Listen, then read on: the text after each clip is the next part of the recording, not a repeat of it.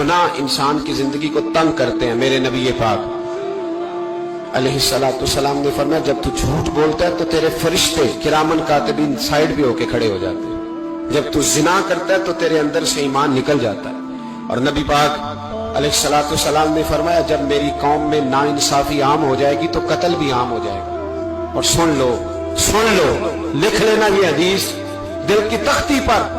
नबी पाक अलैहिस्सलाम ने फरमाया, जब मेरी कौम में बेहयाई और बदकारी आम हो जाएगी तो दो सजाएं अल्लाह देगा। एक तो जवान मौतें आएंगी, जवान बच्चे कुछ भी नहीं देखा चले गए।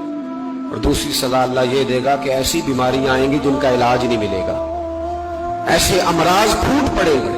अगरचे मैं आपको ऐसी तकरीर भी सुना सकता था जिस पे आप बहुत ज्यादा महजूज होते, पर मैंने इस जुमे में ऐसा मौजू चुना है जिसका हमें खास जरूरत है।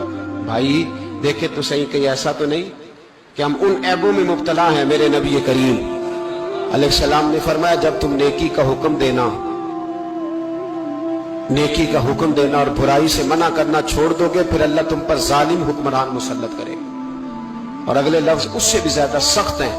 महबूब फरमाने लगे, फिर तुम्हारी नेक लोग दुआएं भी करेंगे तो अल्लाह वक्ती तौर पर उनकी दुआओं को भी कबूल नहीं फरमाएगा। इसलिए कि तुम लोगों ने नेकी का हुक्म देना और भलाई से रोकना छोड़ दिया।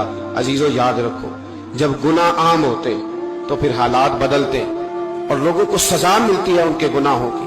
बल्कि यहां तक लिखा है कि नीयत खराब हो तो सजा शुरू हो जाती है। क्या खराब हो, बोलिएगा? नीयत भी खराब हो तो सजा। हजरत रूमी कहते हैं कि एक बादशाह को पता चल गया कि एक आदमी ने बड़ा अच्छा बाग लगाया है, खूबसूरत बाग है, माल्टे का, किन्नों का बाग, बड़ा प्यारा। बादशाह ने कहा जरा जाके देखता हूं। बादशाह सलामत बाग देखने आए तो अब वो मजदूर आदमी था, आम आदमी था जिसने बाग लगाया, किसान था। उसको कहा कि चंद किन्नों तोड़ के लाया तो बड़े प्यारे लगे।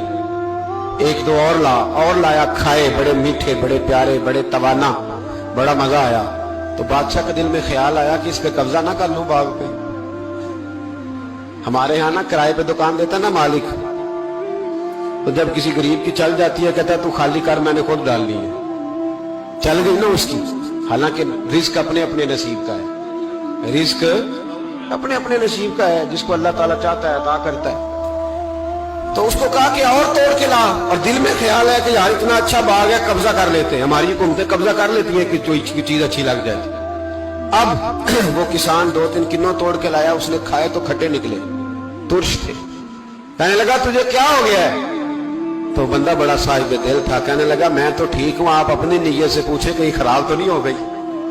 तो किन्नों में भी उसका असर आ गया है। अपनी नीयत, तो नीयतें बिगड़ जाए ना, नीयतें। अब एक बात कहने लगा हूं, गौर से सुनना। जब तक दो भाई इकट्ठे कारोबार करते हैं, नीयत होती है कि हमारा घर चलेगा, तब तक अल्लाह बरकत देता है। और जब अपनी अपनी जेबें समेटने लग जाते हैं ना कि ये मेरा 5,000 है, आज मैं गया था उगराई करने, ये मेरा 10,000 है, आज मैंने मेहनत ज्यादा की, जब वो टटोलने लगते हैं फिर उस दुकान से भी बरकत उठ जाती है, फिर वहां से भी बरकत चली जाती है। फ़इन्ना लहू मईशतन दंका, पर मैं जब तू में मुंह फेर लेता है फिर तेरी जिंदगी अल्लाह तंग कर दे, फिर वहां से भी बरकत, खूबसूरती, असर उठ जाता है। एक सुनार ने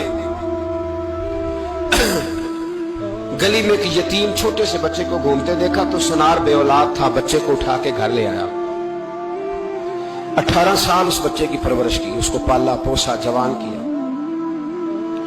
सुनार के पास वो दुकान पे चला जाता, वो कई दफा दुकान पे रहता, कई दफा घर में रहता। एक दफा वो दुकान पे था, बच्चा घर था, 18 साल का जवान।